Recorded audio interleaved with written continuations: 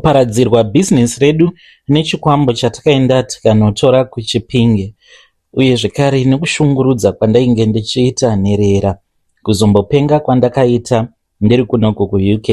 Nyaya dzangu imbiri mungomanashe. Regai nditange neyekutanga, mwana wemurume wangu, my stepdaughter. Zvakaitika ndezvokudai, ndakange ndawana basa, ndazviwanirawo basa through church, ndokubva ndatanga kushandira vakazova amai guru vangu. Vakange vaine utsinye, ndaishanda sareceptionist, but pama weekends ndakange ndisingazorori. Vaisarudza kuuya kuzonditora vaenda neni kumba kwavo votanga kundishandisa as a maid, because maid wavo aishanda from Monday to Saturday ochaisa kuzvi 11. Ndakange ndisingazorori. Isuwo taishanda from Monday to Saturday. Vamwe vandaishanda navo vaishanda from Monday to Saturday, vaichaisawo kuzvi 1. Ndaiti kana ndachaisa mukoma ndaitorwa ndobva ndaendeswa kumba kwabosi, uchiti zvimwe kuda kudiwa but uchishandisiwa. Ndaitanga kuita mabasa ose emumba. Chakazondirwadza mukomanashi ndechekuti nerimwe zuva vabuda kudaro vakange vaine chikafu chavainge vakatenga, saka ndakabva ndangotora chikafu chiya then ndokubva ndatangawo kudya, asi handina kunge ndakapakura chakawanda. Ndakangotorawo kasosi kwava kutogara pasi ndava kutoona TV paya, ndokubva vasvika nemurume wavo akazova murume wangu. Hama dzangu ndakashurwa, ndakatukwa zviya zvekuti wakadzidza vakange vasinei nazvo, vakandiudza kuti kana ndiri pamba pavo ndainge ndakangofanana namaid asina kana kumbogara akaenda kana kuchikoro. Zvose zviya zvekuti ndini ndaita administration kubasa kwavo zvakange zvisingashandi kwavari.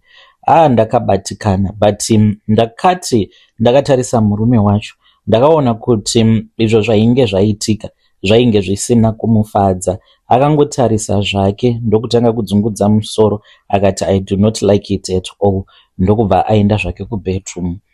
Wakazoti wava musi weMonday, uri musi weMonday akabva achizotanga kutaura neni, akandivigira maflowers. Saka paakandipa maflowers handina kunge ndakaziva kuti maflowers awo ainge andipa ainge ambori A, because akangondipa maflowers. Saka ndakafungidzira kuti zvimwe kuda ainge ari emukadzi wacho. Akazonditi they are for you, open and see. Ndokubva ndaona kuti akange atotengerawo nechokoleti, atoisawo $200 mukati. Ndakafara zvisingaiti, ndikati Mwari, murume uyu munhu aripo. Ndopandakatanga kubatwa nepfungwa dzekuti ndinge ndichizotanga kudanana navo baba evavava. Saka tikazotanga kufambidzana. Tichifambidzana kudaro, mistake yandakanoita ndeyekuti ndakabva ndaudza amai vangu.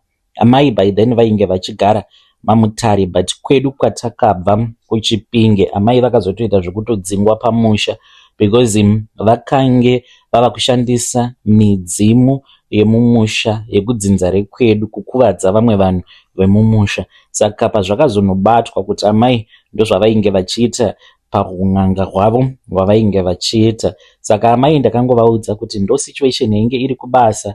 Amai vakabva vatanga kundisimbisa. Vachindisimbisa vakange vasingandiudzi kuti vari kundisimbisa kuti ndige ndichizodiwa nemurume wemunhu. Ndakangoona kuti boss vangu vainge vava very addicted kwandiri. Vaiyeredza misodzi, so kana ndikavanyima bonde ndozovapa bonde racho, because ndinenge ndaona kuti tingazotogumisidzira tabatwa, munhu angori tek neni chete. Saka ndaizongogumisidzira ndavapa zvangu. Relationship yedu yakakura kusvika madam boss vachizonozviziva. Madam boss vazviziva mistake yavakaita ndeyekuti vakangondipa warning, handizvifarire zvauri kuita nemurume wangu.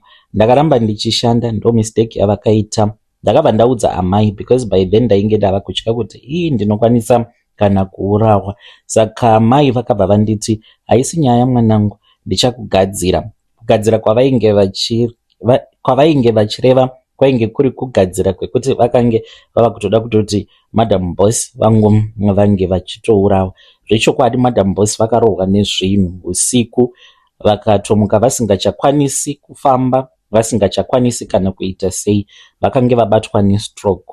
I quickly moved in. Ndakange ndiri munhu ainge ari munhu aiva close kwavari, even though vainge vachindibata rough. Ndikatanga kugara pamba pavo, asi usiku murume wavo aitouya muroom umo mandairara. Pakange paini room yandaishandisa ndichirara nemwana wavo musikana, my step daughter Tamara. Saka taiti kana tava kuda kuita bonde, taimusimudza Tamara tomuradzika pasi. Akange achiri mudiki panguva yacho iyoyo. Vakazosvika pakufa, ina handina kumbobvapo pamba, ndakaramba ndichingogarapo kusvika ndatova nenhumbu. Ndikangoti pandakange ndisati ndava nenhumbu, Tamara ndaimubata zvakanaka zvisingaiti, asi ndakazoti ndavawo nenhumbu ndava kuziva kuti ndinotozvara, because ndakange ndakamboita imwe challenge before that yekuti ndakambogara mumarriage. Ndagara mumarriage ndakange ndisinganzwisisi kuti sei ndainge ndichitadza kuti ndinge ndichibatira pamuviri, marriage yangu ikasvika pakuparara. Saka ndatoita nhumbu, zvakatondishamisa. Ndakatopotsa ndabvisa nhumbu iyoyo because ndainzwa musoro, ndikatomboda kutenga mapiritsi, but ndakangonzwa nungu because ndainge ndisati ndaona maperiods angu. Saka ndakabva ndachizoudza murume, akafara chaizvo. Ndopandakatanga kubata Tamara rough. Ndainge ndava kumuita izvo zvandainge ndichimboitwa naamai vake pavainge vachiri vapenyu. Handiti vainditi ndiri maid wavo, even though zvainge zvisiri izvo zvatainge takawirirana ini nemurume wavo paakandipinza basa. Saka ndaimubata janki, zvimwe zvekuti kana iye aisvika pakuchema achidemba amai vake vakafa, aiti kana akatanga kudemba amai vake vakafa, zvandaiita mukoma, ndaibva ndamutora ndobva ndati pinda mumotikari, handiti uri kuti ndiri kukushungurudza, tobva tadhiraivha. Ndaisarudza kudhiraivha naye ndoenda kuguva raamai vake. Taiti kana tasvika paguva raamai vake ndobva ndamutanga kumurova, ndichimurova ndichimuudza kuti ndoda kuti unge uchichema, nyatsokuchema chaizvo. Aichema, ndichimurova, ndaimurova akagara paguva raamai vake. Saka munhu haanzwaro mukomanashi. So as time went on, nemurume takazouya kunoku. Tauya kunoku, Tamara uyu ndaipota ndichimushungurudza, but kumushungurudza kwandainge ndichiita kuno ndainge ndava kutya kuti ndinge ndichimubata neimwe nzira, because ndainge ndichitya kuti kana ndikanyanya kumushungurudza aikwanisa kuzondimhangarira ndikazosungwa zvangu. Saka kuno ndakange ndisinganyanyi kumuita abuse, but kuZimbabwe mwana ndaimuabuse. Ndaikwanisa kumupa bhodhoro remushonga wemakonzo ndichimuudza kuti inwa. Ndakatombozviita izvi zvimwe kuda ndo zvakazotsamwisa mweya waamai vake. Nerimwe zuva tiri paguva raamai vake ndichimurova, ndakati ndoda kuti unge uchizviuraya. Saka akatombobata mushonga iwoyo, ndaona kuti mwana ava kutoda kutozviuraya. Ndobva ndakazomubvutira, ndakatanga kumurova ndikati uri benzi remunhu, uri kuda kuzviuraya kuti ndige ndichizosara ndichipinzwa bhizi nababa vako. So mukoma takazoti tauya kunoku, ndobva ndakatanga kunzwa munhu ainge achindidaidza. Ndakatanga kunzwa maungira munzeve dzangu. Handina unge ndakaziva panguva yacho iyoyo kuti mweya wengozi sometimes unokwanisa kana kutokupengesa, uye zvekare ndakange ndisingabhilivhi kuti zvinhu zvakaita sezvipoko zviriko. Saka ndainzwa ndichitodaidzwa kuti ana ndisingazivi kuti munhu ainge achindidaidza ainge ambori ani. Fast forward nerimwe zuva, murume wangu akandituma kuti ndige ndichienda kumashops. Ndakabuda mukomanashi nemotikari, ndokubva ndatorasika. Akazoshamisika achiona kuti motikari kwairi kuenda paGPS akange ava kutofungidzira kuti maybe the car had been hijacked. Paakandifonera kumuripi, ndopandakazotovhunduka ndikatanga kurealiza kuti ndainge ndatobatwa nechadzimira. By the time paakazoya kuzonditora, by then ndakange ndava kutopenga, because ndainge ndava kutaura zvinhu zvainge zvisingatonzwisisiki. Saka mukomanashi ndakabva ndachizotombogara muchipatara chevarwere vepfungwa nekuda kwekuti ndainge ndava kutopenga. Saka mushure mekunge ndazodzokera kuZimbabwe, ndakazoendeswa futi kun'anga, amai vangu vachindibatsira zvekare vakandibatsira vakandirapa kubva muno muUK ndikambodzokera kuZimbabwe ndikanogara kwenguva yakareba ndiriko kuZimbabwe ndichirapiwa because ndainge ndava kurwara nepfungwa. So takazotanga business, tatanga rimwe business nekuda kwekuti business iroro rainge riri very capital intensive, paidiwa mari yakawanda, saka takashandisa mari yakawanda, saka mari yedu yakaramba kudzoka. Taona kuti mari yaramba kudzoka, iniwo semwana wen'anga ndakabva ndataura naamai vangu. Amai ndakati ndataura navo vakabva vandiudza kuti ndaikwanisa kuwana chikwambo kubva kwavari, but ivo vakazondipa umwe munhu vachiti hazviiti mwanangu kuti ndinge ndichikurombesa.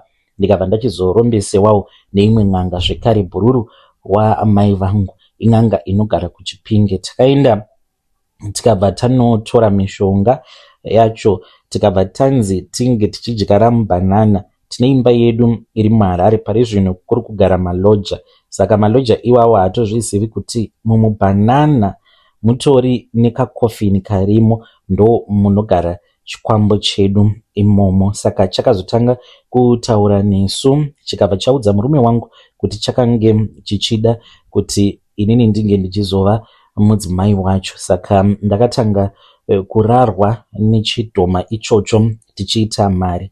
Saka zvinhu zvedu zvakatomboita sekunge zvainge zvava kusimukira. Saka chidhoma ichi chakazoti chainge chava kuda kuti ndinge ndichisacrifice mwana. Apa chaida kuti ndinge ndichisacrifice wangu mwana, ndikati nezve sei chiri kuda kuti ndinge ndichisacrifice wangu, ko ingawani Tamara uyu aripo, asi chakaramba chikati uyu ndiye wandiri kuda, chichibvira mwana wangu wandakazvara.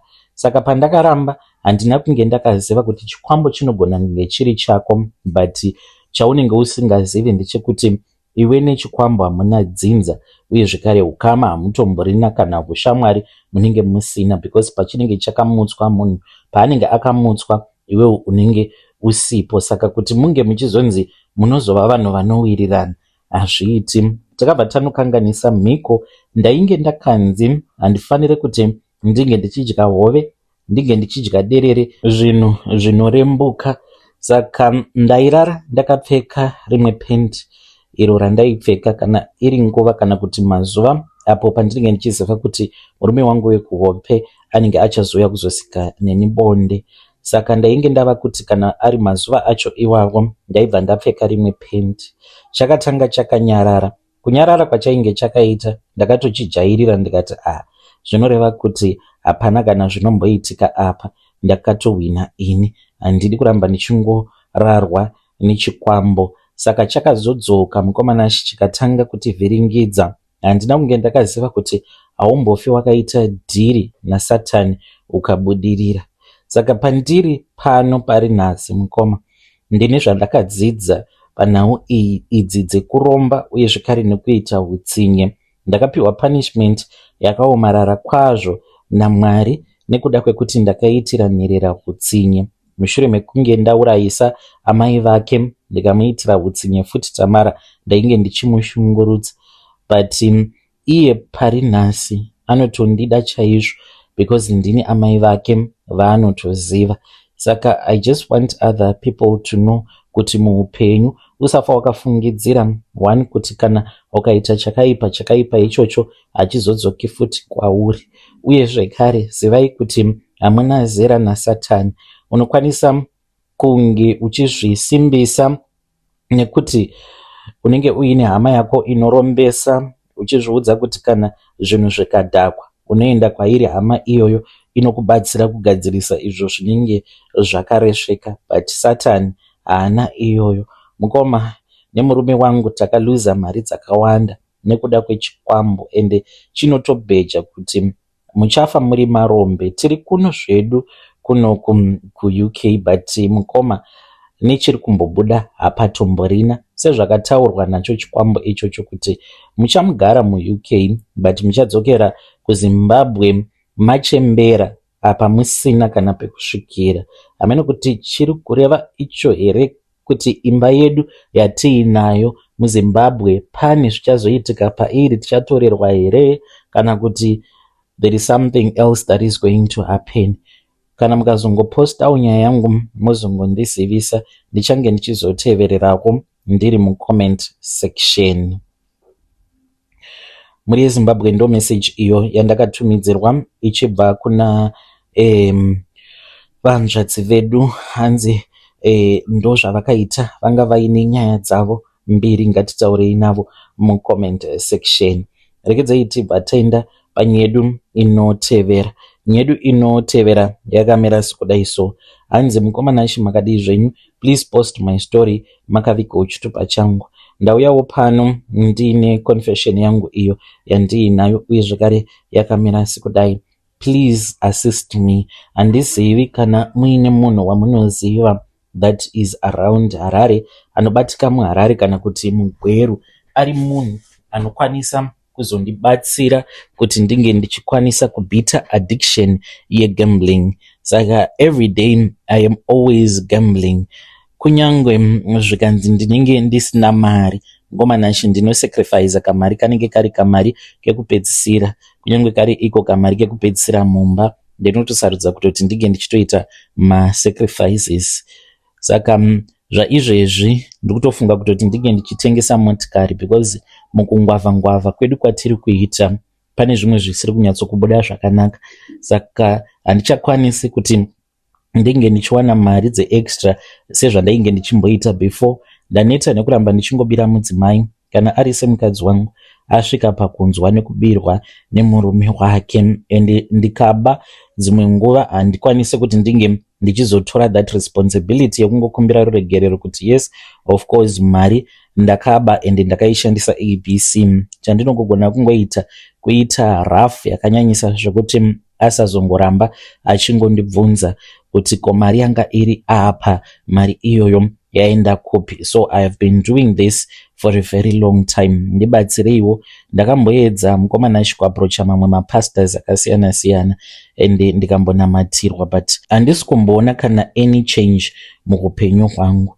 Ndibetsereiwo muri yeZimbabwe, ndachema, please ndibatsireiwo. Kana kuine umwe munhu anenge asati apinda mazviri, I just want you to know kuti you are better where you are. Usazopindana nadzo idzi dzegambling, because you will regret for the rest of your life. Muri yeZimbabwe ndo message iyo yandakatumidzirwa ichibva kuna mukoma vedu avo vari kuti vanorarama negambling. Hanzi dzimwe nguva kubasa ndinokwanisa kusatoenda kubasa, ndikapinda mutown hanzi ndinongwavha mutown, instead yekutombotanga ndaenda kubasa hanzi ndinotombotanga ndaenda kunoita gambling dzangu idzodzo. Ngatitaurei navo mucomment section. Zvakangoma hazvo vedu, hanzi ipapa ndiri kutofunga kutotengesa motikari. Kana ndatengesa motikari ndomboedza ndoona kuti zvingabuda here yamahwani. Kana mukangobheja motikari iyoyo zivai kuti hamuzombofe futi makatenga imwe motikari. Hanzi mukadzi ndinongorova, kana kuri kunzi mukadzi akandibvunza kuti kona iwe mari yanga iri apa wamboiona here, hanzi chandinongogona kungoita ndechekuti ndinobva ndatanga kumurova so that asazoramba achingondibvunza zvisina basa. Zvakaoma. Regedzai tibva taenda panyedu inotevera. Nyedu inotevera yakamira sekudai so. Hanzi makadii zvenyu mukoma, please post my story makavigawo chitupa changu. Ndiri murume ndakazvitadzawo, handizivi kuti ndingati inyasha dzaMwari here, or should I keep on punishing myself in my mind, because vamwe vangu vari kutobudirira sekutamba sekuseka. Izvi ndo zvakaitikawo. Ndigere muno munyika yeSouth Africa, ndinogara muno muJoburg. Saka nemafriends angu takatanga kufamba tichitsvakawo n'anga dzinokwanisa kuti dzinge dzichizotibatsira. Takabva tachizosangana nevamwe sekuru ava ndeve kuMozambique, but vanozviidza munhu wemuno muSouth Africa ndesangoma. Saka vakati vava kutibatsira vakabva vaburitsa kitsi yavo. Apa vakaburitsa kitsi, ini ndakanzwa kumerera mushure mekunge vatiudza zvatainge tichifanira kuti tinge tichizoita nekitsi iyoyo. Takaramba takagara ndokubva tavabvunza kuti kitsi iyi aufa. Vakatiudza kuti kitsi iyoyo tainge tichifanira kuti tinge tichizosika bonde nayo. Ndakaramba mukoma ndikati kusika bonde nekitsi kuti ndamboshaya chii chaizvo. Vakabva vati saka you have been disqualified. Ndakabva ndabuda ndikanogara zvangu panze nekuti ndakaona kuti handingamboiti bonde, ko kana ukazoparwa kana kurumwa nekitsi naimi wava kuda kuita bonde nekitsi. Saka ndakabva ndabuda zvangu panze ndikamirira vamwe vangu. Ndaifungidzirawo kuti vainge vachazobuda sezvo vainge vati vose dhiri racho rainge rakadhakwa, but mukanzwa paya panonzi umwe noumwe anonomira nezvake kudenga. Zvechokwadi munhu kana afunga kupfuma kunyange achiona kuti paanenge achifanira kuti anga achipinda napo panenge pakadhakwa, munhu anotongopinda napo. Saka vamwe vangu pavakasara mumatare vakabva vashingisana ndokubva vaita bonde nekitsi. Vachitaura neni vakati kitsi iyoyo pavakatanga kuburitsa zvombo zvavo, kitsi yacho yakabva yashanduka ikabva yaitawo anzi nhengo yakaita sekunge nhengo yemunhukadzi. Ndokubva vatotanga kutorara nekitsi iya one after the other. Ndakazotanga kuregreta mushure mekunge tadzokera kulocation. I started to regret because Amos, umwe wevakomana avo vandainge ndaenda navo kunoromba, akandifonera in the middle of the night. He was screaming and akabva anditi svika kudheni kwangu. Ndakafamba neusiku ndichida kuona kuti ainge akabata mari yainge iri 360 rands. Ndakamuseka ndikati, Amos unopenga iwewe, ungatoita excitement, wotoita excitement yekutozviudza kuti watoita mari 360. Akati my excitement, it is about this money because magic money. Iwe unokwanisa here kuti magic money ingouya kwauri? Ndikati handizvikwanisi. Akati that is why I am excited. It is not about the amount but I'm just happy because ndikuona kuti zvava kuita. Akandikurudzira panguva iyoyo akati, shamwari, dai wadzokera wanokumbira sekuru ruregerero, vakupa zvekare kitsi ukarara nayo. Kana toita mari tongoita mari tose panguva imwe chete. Ndikati I'm very sorry shamwari, handikwanise kuti ndinge ndichiita zvinhu zvakadaro. Akati okay, it's fine. Saka ndakabva ndachizongodzokera zvangu kudheni, ndadzokera kumba kwangu, but mumwoyo mangu ndakange ndava kurwadziwa kuti saka vamwe vangu vava kutotanga kutoita mari, but ndainge ndichizvishingisa, you know, because ndakaona kuti yakange iri mari shoma. Ndikati mari iyi ishoma, haina kumbowanda. Kana uchinzi unenge uchiwana ma300, saka what is the advantage yekuromba? Unoitei ne300? Mupfungwa dzangu ndakange ndava kutoverenga kuti saka kana akanzi abata 300 pazuva kupera kwemwedzi anenge asimborina nemari yakawanda. Apa uchinzi unenge uine mhiko dzaunenge uchiita because kitsi yacho inopota ichizoya kwauri usiku ichizorara newe. Ndava kutoseka paya mupfungwa dzangu kuti machinda awa shuwa vangarara nekitsi, zvinhu zvakadhakwa kudaro. So akazondifonera futi makuseni, ndikati atanga futi Amos achiita kuscreama, Jonzo uya kuno, Jonzo uya uone. Ndakabva ndaenda kumba kwake. Pandakaenda kumba kwake 360 rands iya yainge yashanduka kuita 360,000 rands. Zvinhu zvakandishamisa, zvakandikatyamadza kuti how come mari yandakaona iri 360 the previous night yakange yava kuma 360,000. Akati Jonzo, ini chekugarira muJoni handichina. Kwava kuenda kumba. Akaenda kumba akanotanga kabusiness. Mukomana akadzoka zvake tinaye, but vari kurarama life. Mukomana ashe apa inini ndakangochila ndiri padheni.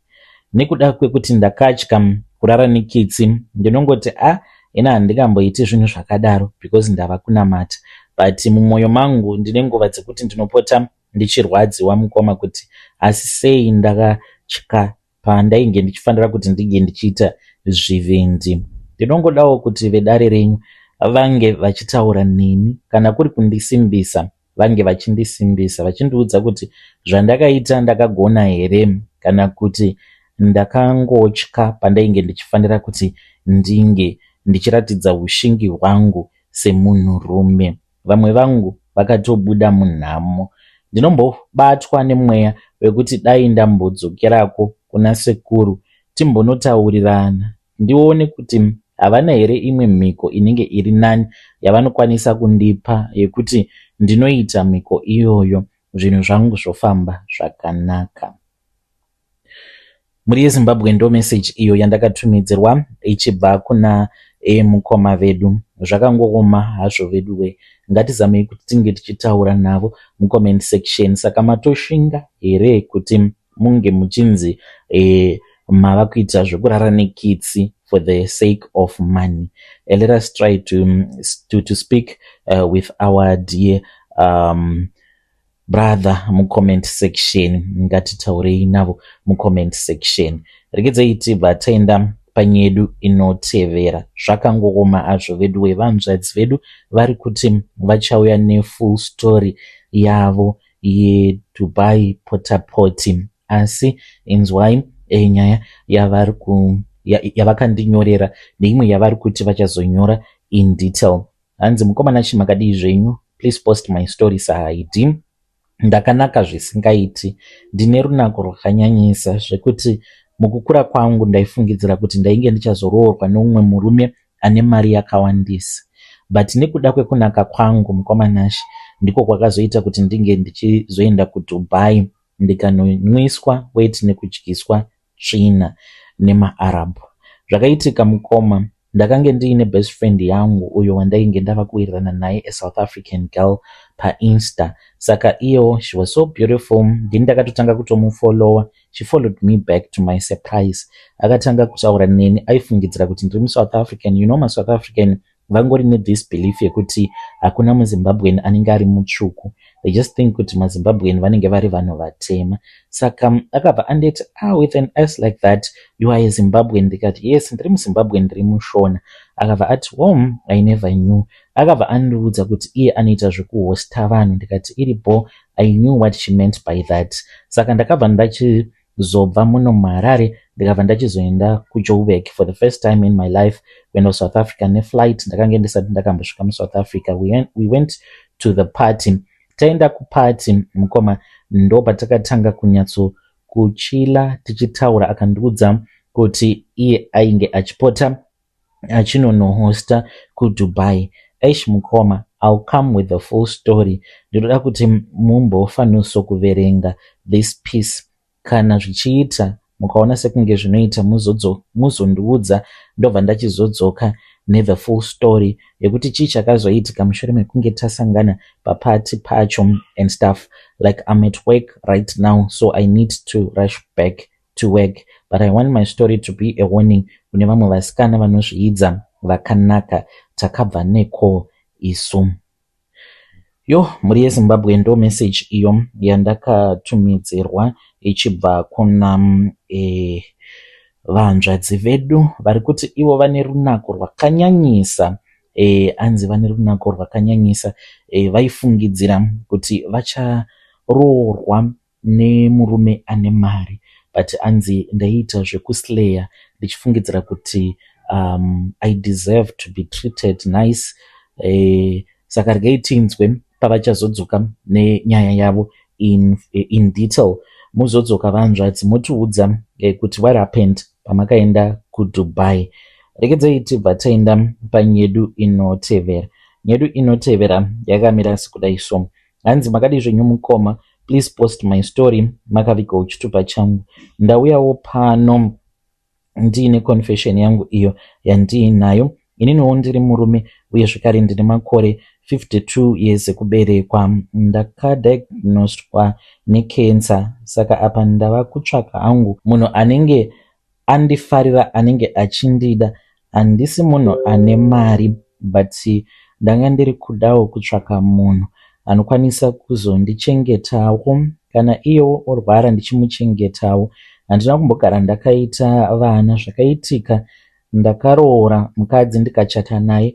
Mukadzi uyu akazonditiza ari kuAustralia. Takange tiine vana 4, but I found out kuti vana ava vainge vasiri vangu through one mwana atanga kurwara. Kwose kwatakaenda zvichinzi mwana ainge achitsvakwa nababa vake. Saka ndakamboramba. Ndopa ndakatanga kurwara. Ndakatsekwa nemotikari ndichifamba mutauni. Saka ndagara muchipatara ndaitopota ndichiona umwe munhu aiuya kwandiri akapfeka hembe dzechinyakare achiti ndatumwa kuzotora muzukuru wangu, kana ukaramba kundipa muzukuru wangu ndinokuuraya. Saka ndazobuda hangu muchipatara ndakabvunza mudzimai akandiudza zvese zvakaitika.